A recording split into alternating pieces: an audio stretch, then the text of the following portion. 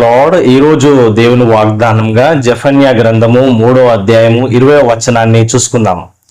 నేను మిమ్మును చెరలో నుండి రప్పించి మిమ్మును సమకూర్చిన తరువాత మిమ్మును నడిపింతును.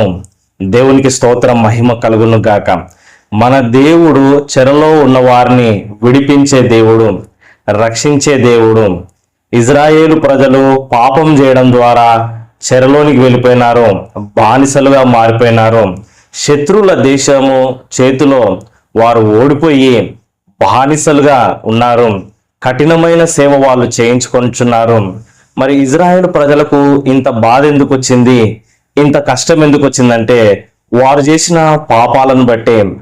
దేవుని విడిచిపెట్టి అన్యజనులతో సహవాసం చేస్తూ, లోకరీతిగా జీవిస్తూ, విగ్రహాలను పూజిస్తూ, లోక సంబంధమైన ఆచారాలు పద్ధతుల్లో జీవిస్తూ, నిజమైన దేవుణ్ణి విడిచిపెట్టి తమ ఇష్టానుసారంగా జీవించడం బట్టి వారికి ఈ పరిస్థితి వచ్చింది.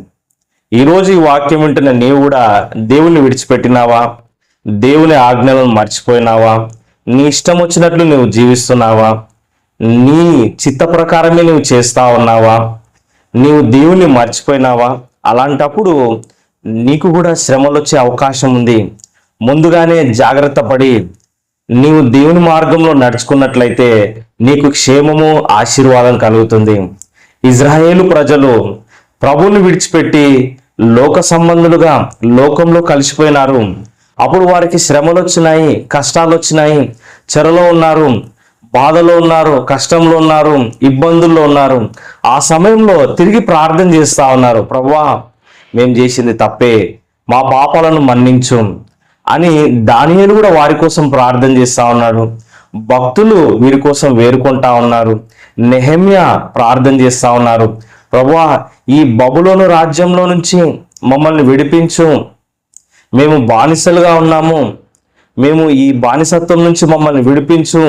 బబులోను రాజులు మమ్మల్ని జయించినారు, మరి యొక్క ప్రాంతం అంతా కూడా ఆక్యుపై అయిపోయింది, దేశం అంతా పాడైపోయింది, మరి తిరిగి మందిరాన్ని కట్టించు